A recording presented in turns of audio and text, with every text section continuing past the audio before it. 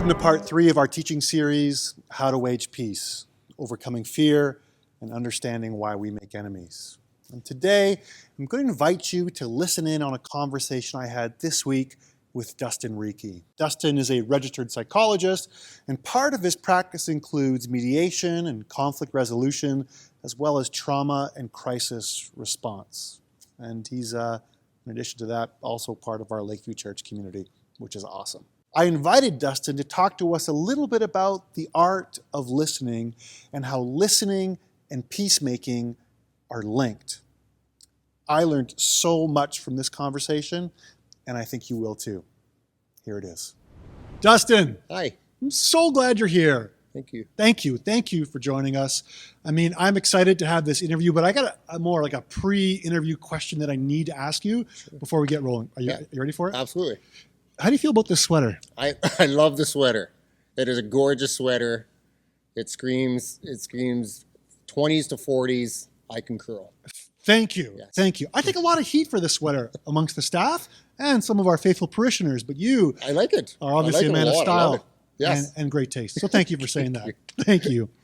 One of the reasons that I'm excited that you're here is because of the great time that I had with you a couple of months ago. So to sort of bring everyone in on this, as I was putting this series together, obviously I was in conversation with people that I was thinking about interviewing and wondering how they could all fit. So I thought, I wonder if this guy Dustin might be a good fit. So we went out for dinner, and I need to make a confession to you that sometimes when I have like dinners with people or a hangout, in my mind is we're going to get in and out. I'm going to get what I need and I'm going to get out, and then that's that. But then our dinner turned into like 3.5 hours at the table, yes, and then another 25 minutes in your ridiculous Toyota. We won't talk about that this time, right? And it was so good. My hope here today is that we can recapture some of that conversation and share it with Lakeview. Absolutely, that'd be great. Yeah. All right. So let's roll in with this first question right here, and I'm going to read it just like I wrote it. So help us understand the connection between wounds and conflict, and how that connection influences our thinking and our behavior. In my worldview, I do believe that often we're aware of our wounds. Sometimes we're unaware of our wounds. And I believe our wounds can even affect, in my view, a feeling of safety or non-safety. That our wounds are related to experiences we've had in the past that have actually told us, is this a safe world? Is this not a safe world? Am I even lovable? Am I not lovable? Is there such a thing as unconditional love? And I think a lot of us have wounds that have profoundly shaped our view of ourselves and even others, and in that way too makes us less willing to go vulnerable. Okay, so what I'm hearing you say right off the bat is maybe a little theme that showed up in our last 2 Sundays as well, is that there's always something behind it. So like that wound or that response or whatever, it's being influenced by something else. So something you said to me when we first met was listening is insight to the wound. Mm-hmm. So talk to us a little bit about that. My feeling is that when you hear someone, even in their speaking their anger, you are often getting really good glimpses into what their ultimate fear is.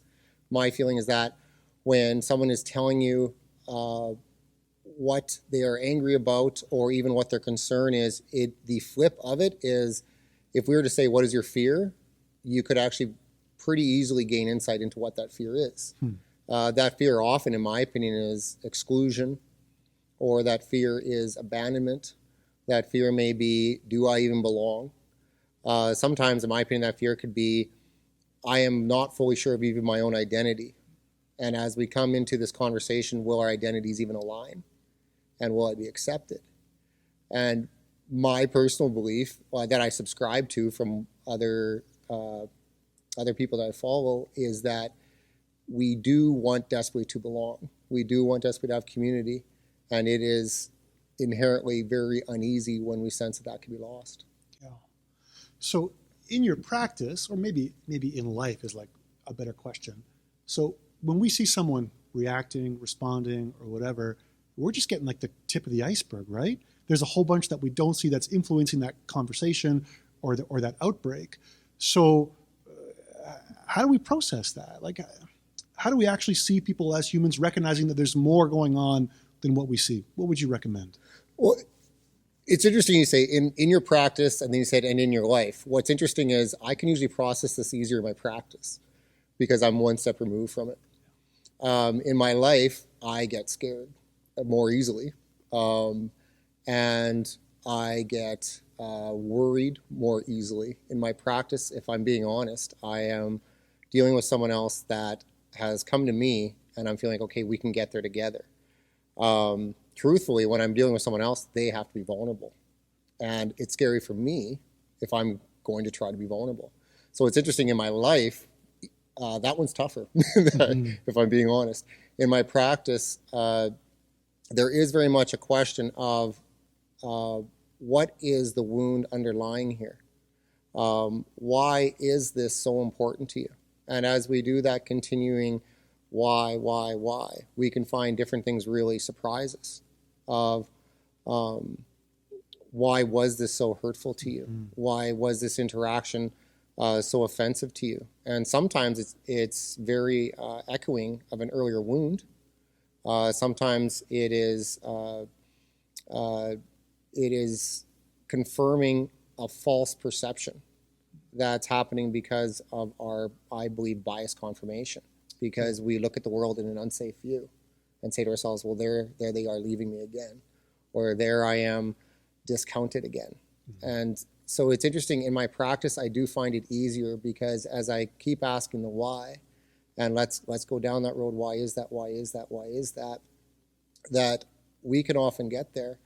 I think that we need to have faith in the other human that we're talking to, that our value systems are actually not that different. Yeah. That we may arrive at different places, but our value system would be community, and that you will sit with me and love me, even if we are very different, or what's really tough in my opinion, if we're 95% the same. To me, in my world, that's what's really tough. Okay. All right. So you said lots of good things there, and I want to ask you about vulnerability. But before that, maybe let me, I'm going to read back to you something that you said to me that I thought was so insightful that I had to type it out. So I'm going to read it to you, and then maybe you can even follow up with that story about that stolen bike. Are you good? Are you good with that? Yeah. So here's what you said to me, and I think this is insightful. You said that sin is a dysfunctional automatic response to a wound or anxiety brought up by a wound. So that goes back to the why, what's behind all of that. So maybe unpack that a little bit and follow it up with that bike story you told me. So in my perception of what I look at as sin, and I truthfully, I start with that word sin, but as I look at it, I view it very much as this action or choice I made was done out of an automatic response to pain and wound. And I don't want to go there. So I will disassociate, in my opinion, for lack of a better word, to get away from that very uncomfortable spot and that very uncomfortable memory. And so that disassociation could be in many different ways that often are actually harmful to self and others. That we often, when we are quote unquote in sin or dysfunctional self-regulation, we are actually doing something often that is our priority, but it's not our value system. So if someone is, a very simple perhaps example would be, let's say someone is cheating their client of money, I'm very curious, what's the wound there that you would actually go against your value system? And there is some fear there or some wound that is propelling you to act out in a way that's against your value system. Going back to the story of the bicycle, I remember several years ago, my wife and I, we lived in Humboldt, and we had a knock at the door as a police officer, and I found it hilarious that they asked for my wife because she's a pretty subdued lady, and I went and got her, and they said, "Is this your bicycle?" And it was indeed hers. It was a very heavy steel bicycle with one gear, made for hard pedaling. Basically, I cheaped out on that gift, and she was in for some hard pedaling. And what we ended up finding out was it was stolen, and that it was found on the road to Saskatoon. And we were really curious to ask, like, well, who took it, and like, how did it end up towards Saskatoon? And it was explained that they were basically young teen girls, two of them, that stole bikes and tried to make the trek to Saskatoon. And I went from finding it very hilarious to extremely sad, in that they're in far better shape than I'll ever be in, because I wouldn't have made it 2 kilometers on that bike. But also, in my mind, the true issue here is not a stolen bike. The true issue is what is happening in these girls' lives, that they are willing to bike 120 kilometers, desperately trying to get away from something. And I think that often in our acting out, in our quote-unquote sin, it is a venue to take us away from a pain, a wound that we don't want to go back to, or that we feel we're entering into and are overwhelmed. And I like the way that you put that together, and I'm going to ask you to repeat another story or study that you shared with me. But there's something interesting to me about this, how, there's something that compels us to do something, whether it's for or against our value system. But even behind that, if you want to say something has been programmed into our DNA, or we've been shaped in a way, or we are predisposed to something much of the time outside of our control. So can you share a little bit about that cockroach study that you shared with me? Because this is so insightful, and I think it speaks directly to peace, to conflict, to violence, to vulnerability, and how we are actually put together. So quickly, why don't you share that study with us? I have done a lot of work in the far north and in the north with schools and students up there. So one of the things that comes with that is a ton of driving. And I am a fan of CBC.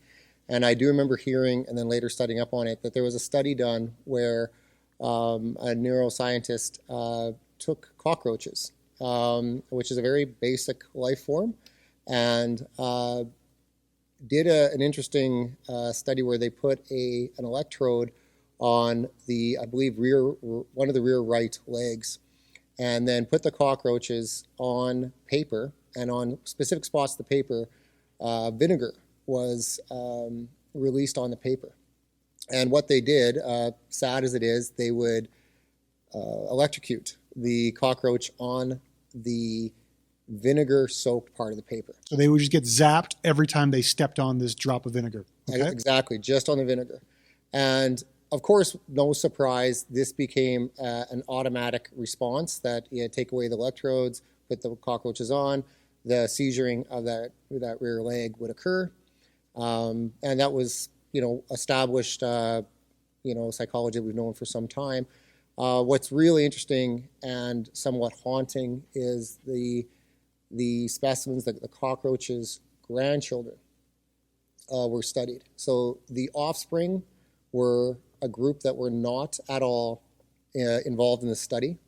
Then the grandchildren were put with no electrode on the paper, and when they walked across the paper, and the grandchildren, mind you again, far removed from the original study, came across the vinegar, rear right leg would spasm.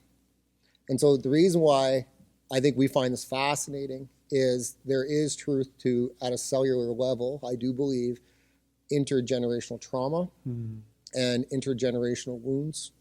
And in my own world, I have found it haunting when working with youth in the north and with youth in First Nation schools around the Saskatoon vicinity, I've heard on multiple occasions children on the floor crying, saying, "I don't belong here."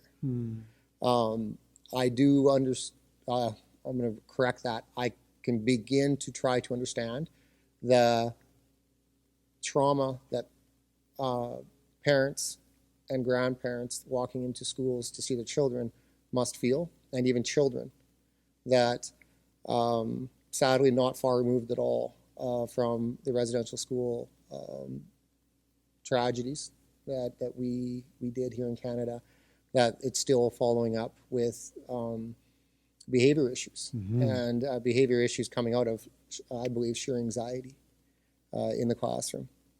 And so when I see this, it does help me to understand as well that sometimes I believe some kids are having anxiety and meltdowns in the classroom. And if you were to ask them why, I don't think they could explain it. And I think that we're only starting to fully understand the many why behind it. So then would it be safe to say, to wrap this part up, that when we see someone acting out, responding, fear, anger, whatnot, there's more going on than what we can observe just in that moment? I would definitely say so. I'm of the belief that most anger, there is a fear underneath there. And that there really is a curiosity that we want to come to of like, what is the fear? And of course, to get that curiosity, I think we need absolute sense of safety as much as that's hopefully possible. So let's talk about fear then next. So what's the difference between fear as a survival mechanism and fear as a dysfunction? What do you think?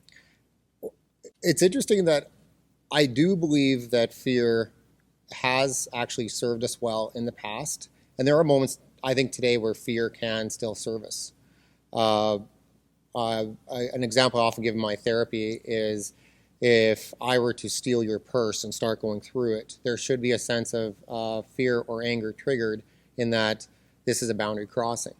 I do believe, though, that we did need a lot of fear, in my personal opinion, early man, in that we needed to be afraid of that rustling bush. We did need to be afraid of, the dangers of like early dawn of man. But I do also think that we've come to a time in our life where our anxiety can sometimes go from eustress, which is positive stress enough to do our very best to perform, to distress. And distress would be, I am so stressed, I am so overwhelmed that I am lacking in function, or also perceiving everything with a fear-based lens. And so I think that a lot of our fear stops us from exploring questions and stops us from being vulnerable. And a lot of our fear also falsely confirms untrue beliefs about ourselves that are negative. So is paranoia good? Is paranoia bad? Is there a healthy paranoia to keep me alive and safe, or should we eschew all of that? I think, in my opinion, there is a healthy paranoia, and that is a technical psychological term of, at least from what I've been taught and read.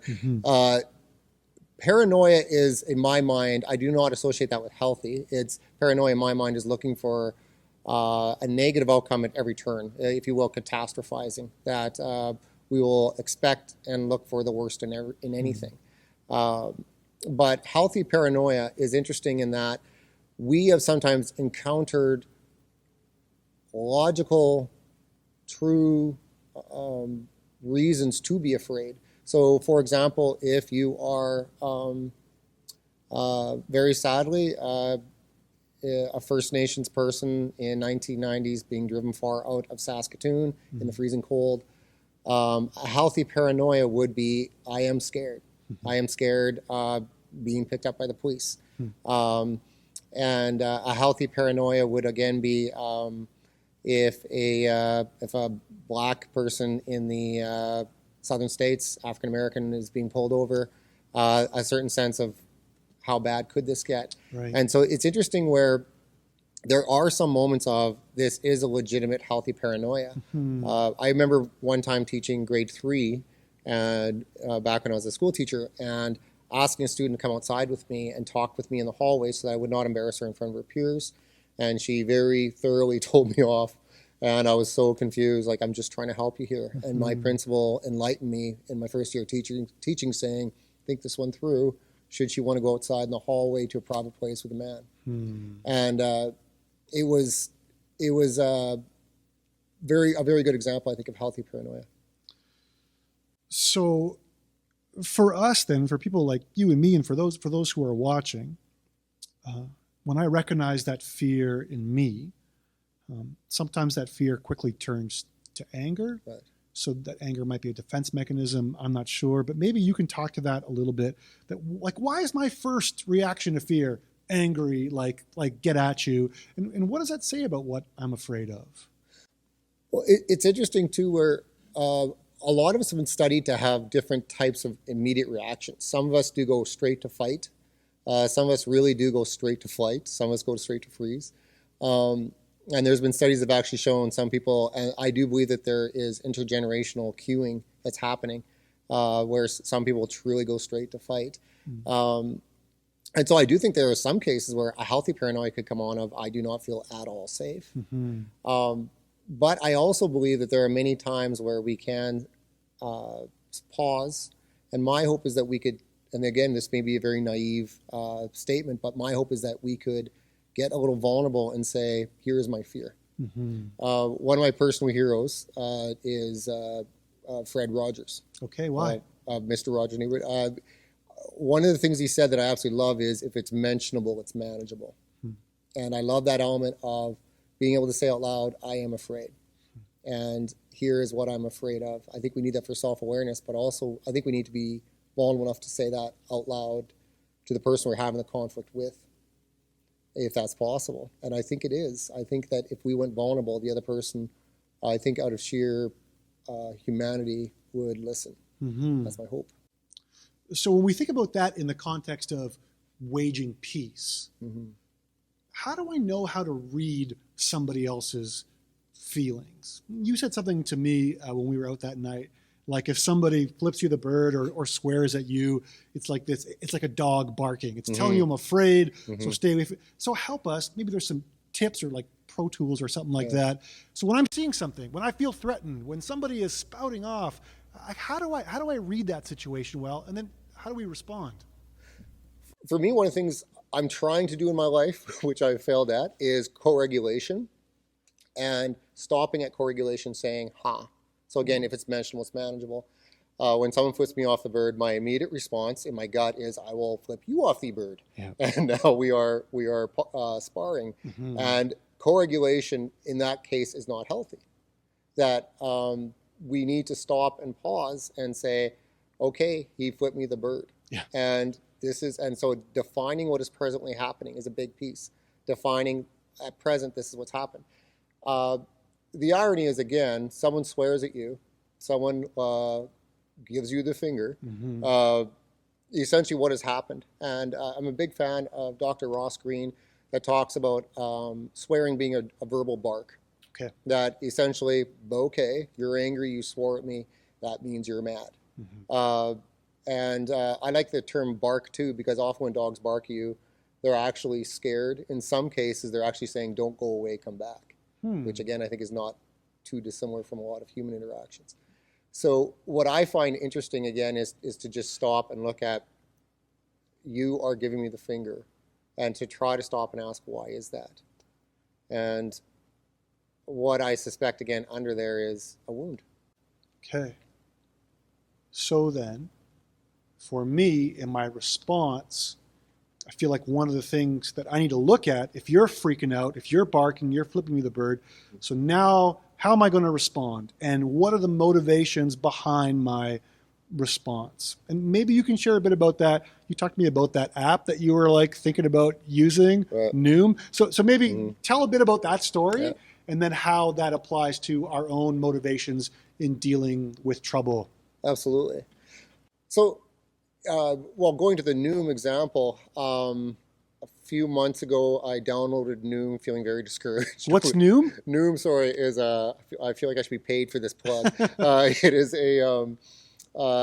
a weight loss app that ties into, I think, cognitive behavioral therapy of awareness of what are my actions doing, why am I eating, what is my goal, why is that my goal?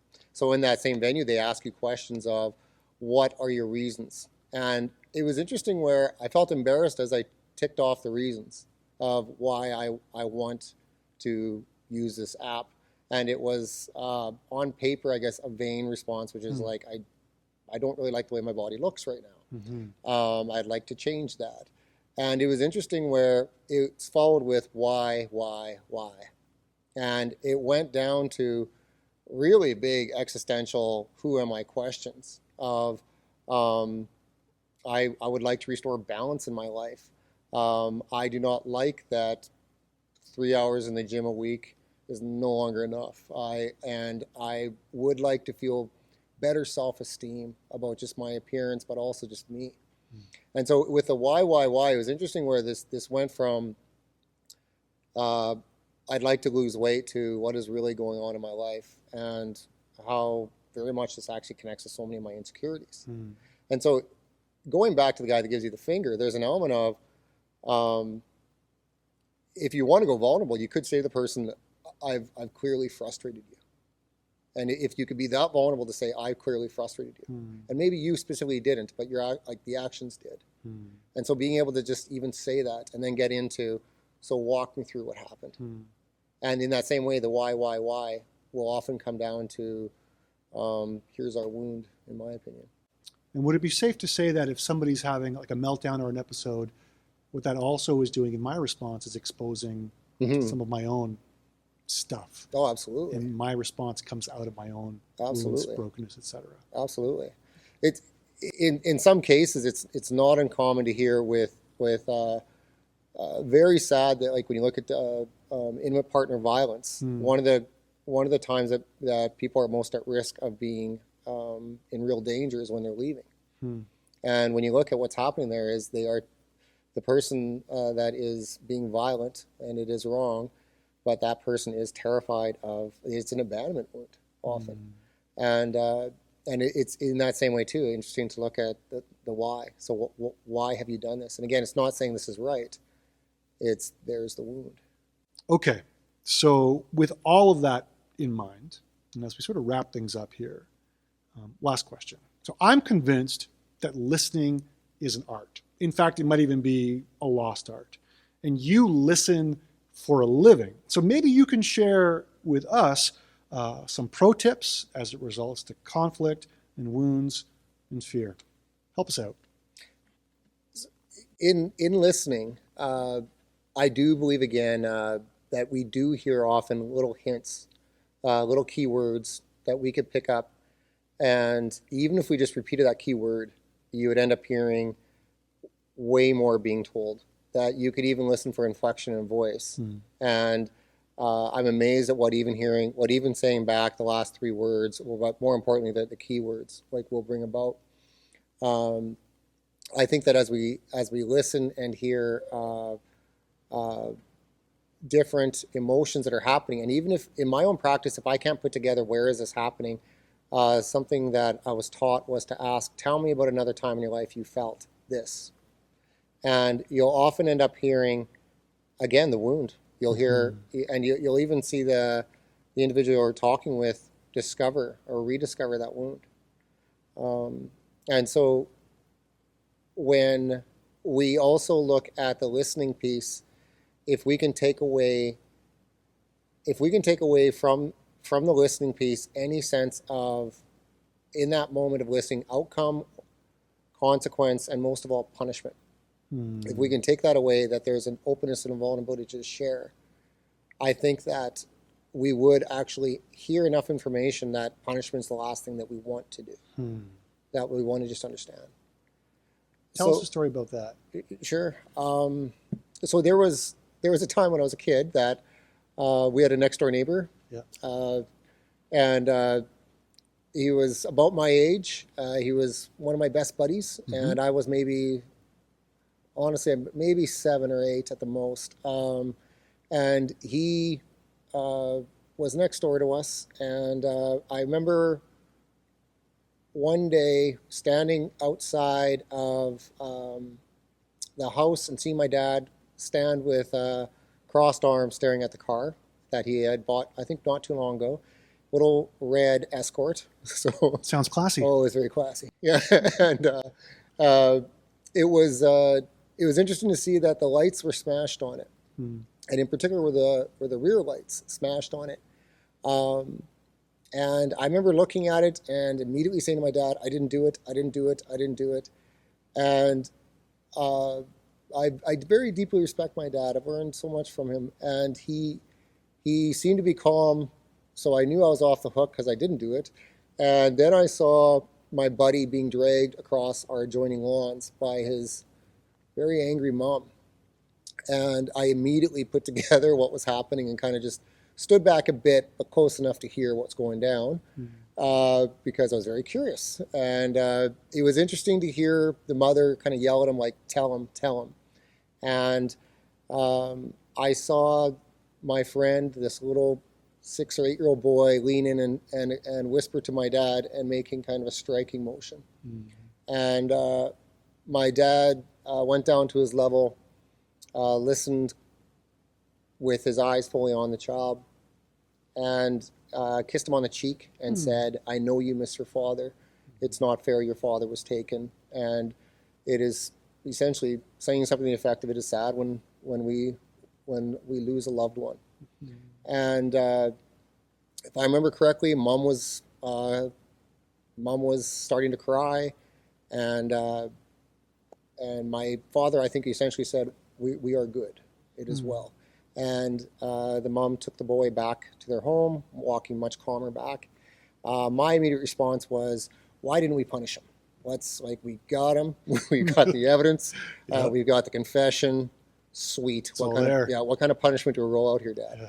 And I was before really the age of abstract thinking, but I think my dad, either then or soon after my development, kind of inserted, we didn't punish him, son, because he taught me the symbolism of what did he wreck? He wrecked his best buddy's dad's car. The very symbolism of a dad was this car that my dad owned, and my dad even said, if I remember correctly, he didn't smash out the mirrors or the windows. He didn't scratch the paint. He didn't flatten the tires.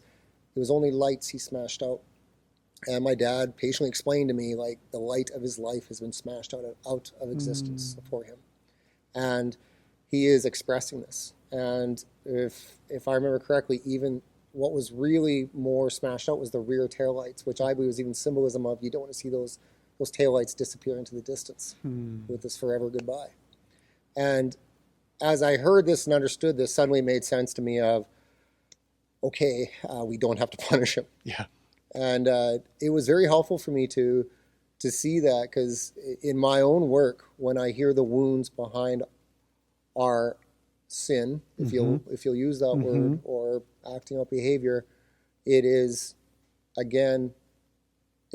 a destructive behavior that is an expression of, or temporary escape of that loss, that anxiety, that very dark feeling. And it was probably the greatest lesson I've ever learned for my own personal and professional life. See, when you tell a story like that, it changes the characters in the story. Because right off the bat, you're like, you stupid kid, I'm going to make you pay for this. Sure. But then when you hear that, when you, I guess, get a sense of that child's trauma, you respond differently. And I think that's helpful for us to see and understand when we recognize trauma or lack of peace or trouble in the world or in our own lives. Again, there is more going on. It's more than just smashed taillights. What else is happening? So what I'm hearing you say is we need to seek to understand what's happening in that other person, why they're operating and acting in that way. So with that in mind, give us one last pro tip. And I want you to prompt it with that story you told me about the pilots, because this might actually help us as we as a church and as individuals face into trouble and to trauma, or with people that we just don't like. So maybe tell us that story and maybe how we can actually respond to people like that. I'm a fan of Malcolm Gladwell, and I'm embarrassed to admit at this moment, I forget which book it was from, but there was a story of 3 people trying to communicate, 2 being pilots, each in their own plane, and an air traffic controller. And essentially, very interesting, all 3 were speaking in English, none of which were speakers of English as their first language. So all 3 English as additional language speakers trying to communicate. And it was interesting where, very, very sadly, as the 2 kept trying to communicate, there was a misunderstanding of one telling the other basically, quiet, stop talking. And I absolutely just override you. And as a result of this, it's interesting where the person being interviewed to recount what had happened in that scenario basically said the two planes collided midair due to hurt feelings.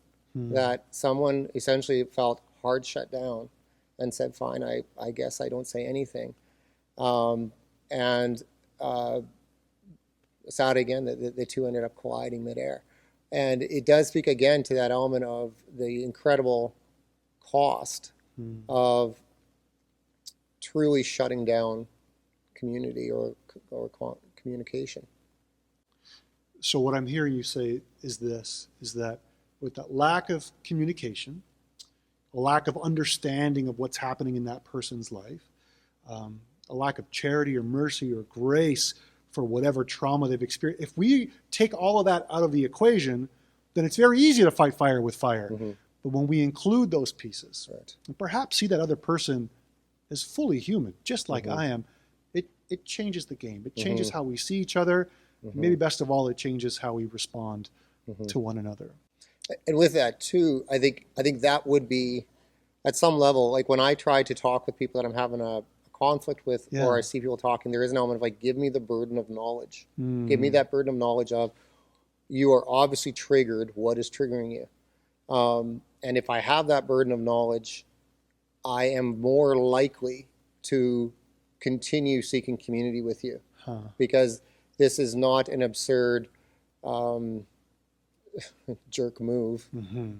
This is an unfortunate pain response that is counterintuitive to me wanting to communicate with you. But if I can look past that and you give me the burden of knowledge, I'll probably look past that and we can communicate. And that sounds like it takes effort, it takes time, and I guess love. And vulnerability. Dustin, I love talking to you. I like talking with you too. I very much like talking with you. Thanks for sharing all of this with our church. This is beneficial, and I'm very thankful. Thank you. Thank you, Joe. Okay, let's quickly summarize some of the big ideas from our conversation with Dustin. Number one, listening gives us insight into wounds. Number two, wounds shape how we view ourselves and others. 3, sin is often linked to protecting wounds. 4, listening requires us to be curious, vulnerable, and recognize how much we have in common with others. 5, listening has the power to break destructive cycles.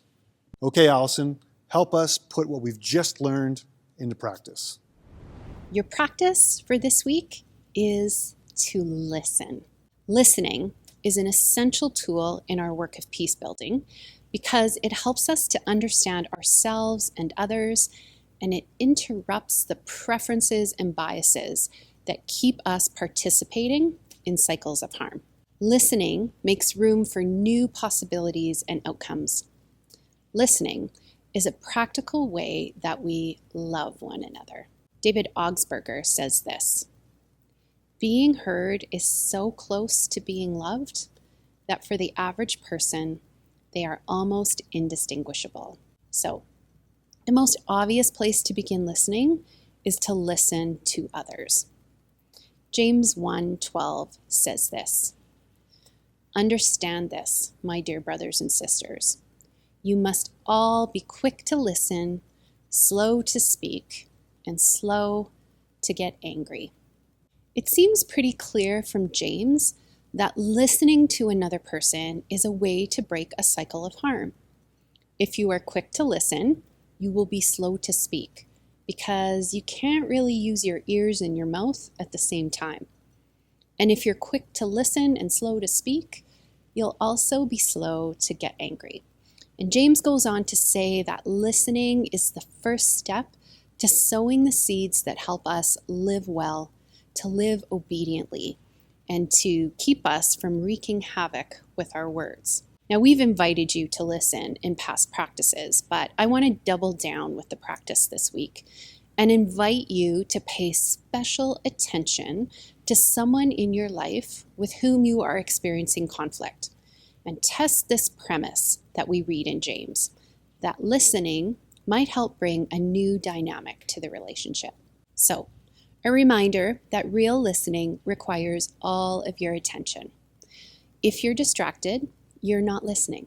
So put away your phone and find space and time when you can give all of your attention to the person in front of you. Listen to understand and not to respond. In fact, might I suggest that in a significant conversation, you might limit yourself only to clarifying questions or remarks in response. No statements about what you think, no solutions, no arguments. So just questions like, what did you mean by that? Or repeating what you feel you heard. Listen deeply for what is going on behind the words, for the hurt and fears that the other person might have. Invite the Holy Spirit to enter into that conversation with you, to reveal to you things that may have remained unexamined in you, as well as give clarity and insight to the person that you're speaking with. In fact, deep listening is actually a way to make space for the Holy Spirit to do some work. And sometimes when we are too quick to speak, it's because we're taking controls back instead of letting the Spirit do the work. Here's a little tip from the Quakers, who practice listening very intentionally in community by sitting silently with one another in a circle in one iteration of their worship service. Now, the intention of this is that they would listen to God's prompting within them and then to one another when someone is prompted by the Spirit to speak. And this is what they say: listen to another person as if God is speaking, and listen as if the Spirit is listening in you. Now, this does not mean that another person speaks with the authority of God or that we have complete discernment within ourselves, but rather it recognizes that our bodies are the only receiver stations that we have, and so God uses them to reveal God's self and to offer God's self to us. Here's an example of how this art of listening has worked out practically in my life. So a few years ago, I went to counseling for help and insight about the habit one of my children and I had of arguing over everything. And it was starting to really erode our relationship. And the counselor said that my job as a parent was to resist getting into a back and forth over whatever it was we were fighting about. Instead, she invited me to get curious about why the argument was happening in the first place. When I said black and my child said white, I was to ask some version of this question. That's interesting. Why do you think the answer is white? And this was a game changer because it helped me to release control, which I tend to have a problem with, especially with my children. And control really was at the heart of our issues. And the need to be in control shuts down conversation. But getting curious about what was going on with my kid helped disrupt a harmful cycle in our relationship by inviting me into conversation and connection with my child instead of trying to get them to do what I wanted. Really, the counselor was telling me that my child needed me to listen. And do you know what you discover when you listen? That the fight is almost never about whatever it is you're fighting about. It's about the things that Dustin talked about. It's about wanting connection and belonging. It's about wanting to be understood. It's about needing respect. It's about a wound that we're protecting. So, really listen to someone you're in conflict with. Listen to someone with whom you need to build peace. And as an aside, could I also just normalize seeing a professional when you need one? And may I also suggest that most of us wait way too long to see a professional? So go see someone if you need to. I have seen a counselor or a spiritual director regularly for most of the last 14 years, and I wish dearly that I'd started sooner. Sometimes all of us need the ears of a professional. Here's your second practice. Listen to God. One great way is to practice centering prayer, which we already talked about in our November week on prayer, so you can go back for a refresher on that. But here's another variation of centering prayer that you might want to try. Find a quiet spot away from others. Center yourself in God's presence, and you might want to set a timer for 10 or 20 minutes so you don't need to worry about the time. And then name your intention to hear from God. You might want to use the words of Psalm 139. Search me, O God, and know my heart. Test me and know my anxious thoughts. Point out anything in me that offends you, and lead me along the path of everlasting life. And then sit quietly. Now, as things arise in your mind that pull your attention away from prayer, that give rise to feelings of anxiety or fear, or you start to ruminate on behaviors or situations that you wish you would or could change, write down one word that expresses that intrusive thought. And after your period of quiet is over, go back and see if there are themes or reoccurrences of the same worries or wounds that surface. And then hold these before God and ask God to reveal and test you and bring transformation. Now, this is not likely a one-time practice. We struggle with the same things over and over in different variations, but that's okay. I just encourage you to come back again and again to meet with God and to ask for help with certain behaviors, compulsions, and wounds. Keep praying, and again, seek professional help if you need it. That's okay. Remember, listening is love. So when God brings up things in your prayer life, as you listen to Him, it's because of love. And it has the power to release the hold that harmful cycles have on us, on our relationships, and on our world.